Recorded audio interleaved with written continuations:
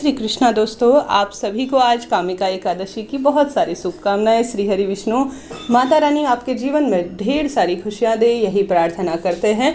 आरंभ करते हैं कामिका एकादशी व्रत कथा। मेरे साथ आप सभी भी बोलिए, श्री कृष्ण गोविंद हरे मुरारी, हे नाथ नारायण वासुदेवाय। जय श्री कृष्णा।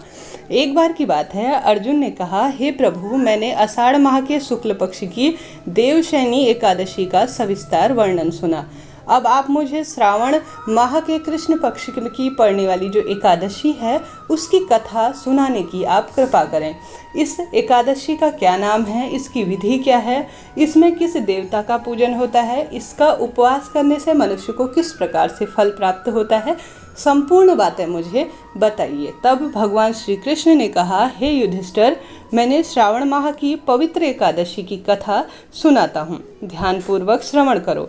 एक बार इस एकादशी को पावन कथा को भीष्म पितामह ने लोकहित के लिए नारद जी से कहा था।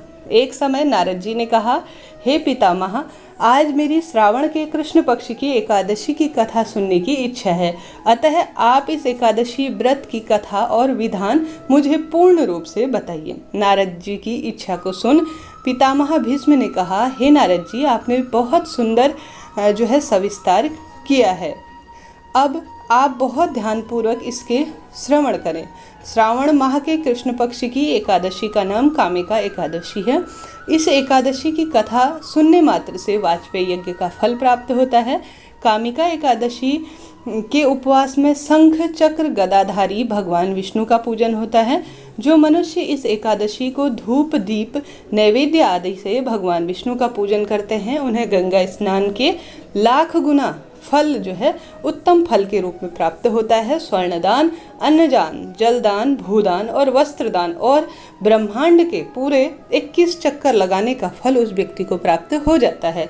सूर्य ग्रहण और चंद्र ग्रहण में केदार और कुरुक्षेत्र में स्नान करने से जिस पुण्य की प्राप्ति होती है, वह पुण्य कामिका एकादशी के दिन भगवान विष्णु की भक्तिपूर्वक पूजा करने से प्राप्त हो जाता है। भगवान विष्णु की श्रावण माह में भक्तिपूर्वक पूजा करने का फल समुद्र और वन सहित पृथ्वी दान के फल के समान कहा गया है। इसके साथ ही गंडक नदी में स्नान करने से जो फल प्राप्त होता है, वह फल भगवान विष्णु की पूजा से प्राप्त हो जाता है। संसार में भगवान की पूजा का फल सबसे ज़्यादा है, अतः भक्तिपूर्वक भगवान की पूजा न बन सके तो श्रावण माह के कृष्ण पक्ष की कामिका एकादशी का उपवास जरूर से करना चाहिए। जाने अनजाने किसी से पाप कर्म हुए हैं जिससे आपको लगता है कि मैं बहुत अधिक खुद को ऐसा महसूस कर रहा हूँ जिससे कि मुझे अंत में स्थान प्राप्त नहीं हो पाएगा और मैं दुख का कामी रहूँगा, तो आपको एकादशी व्रत जरूर से करना चाहिए। विशेष रूप से इसका पूजन बहुत अधिक महत्वपूर्ण माना जाता है।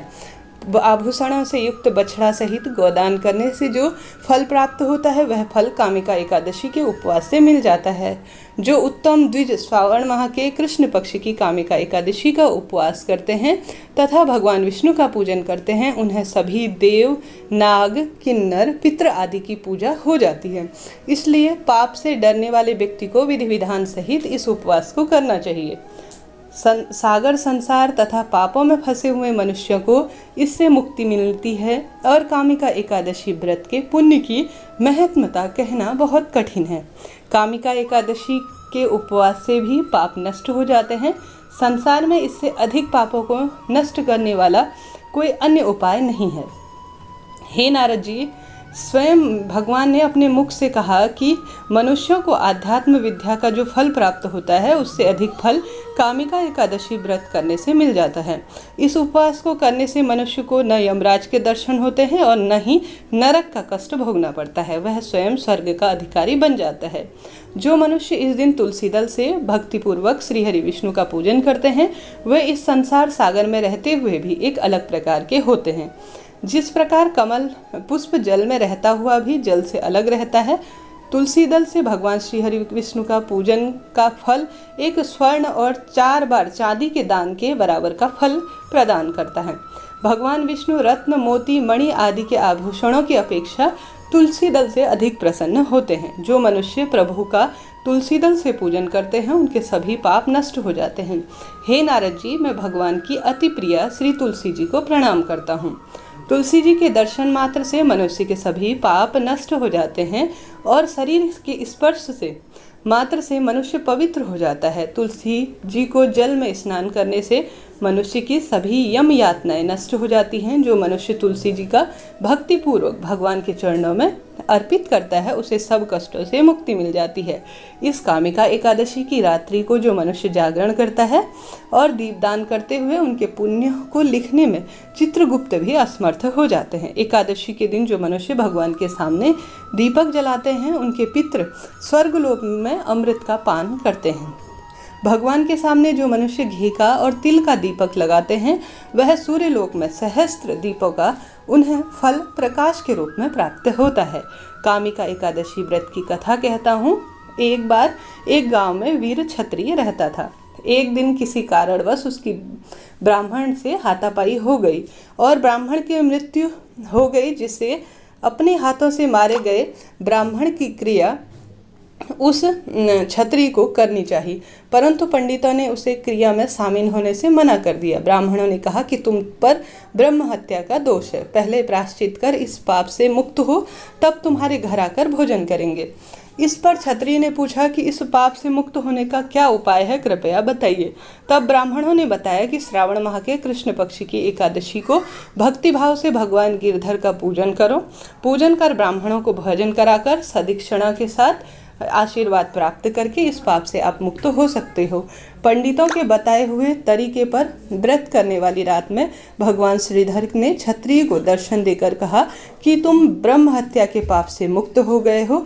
इस व्रत के करने से ब्रह्म हत्या आदि के जो समान पाप होते हैं वह भी नष्ट हो जाते हैं और इस लोक में सुख भोग कर प्राणी अंत में विष्णु लोक को चले जाते हैं। इस कामिका एकादशी के महत्व में के श्रवण और पठन से भी मनुष्य स्वर्गलोक को प्राप्त करता है। तो इस तरह से इसकी कथा और कहानी थी।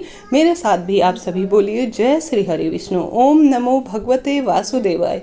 ओम नमो भगवते वासुदेवाय। जय श्री हरि विष्णु। श्री कृष्ण गोविंद हरे मुरारी, हे नाथ नारायण वासुदेवा। आपके लिए भी यह वीडियो उपयोगी रही हो तो कृपया चैनल को लाइक करें, शेयर करें, सब्सक्राइब करें। इसके अलावा कब आप पारण करें, किस विधि से पारण करने की विधि होती है, इसका संपूर्ण वीडियो आप तक पहुंच जाएगा, जरूर से उसे भी देखिएगा। जय श्री हरि विष्णु।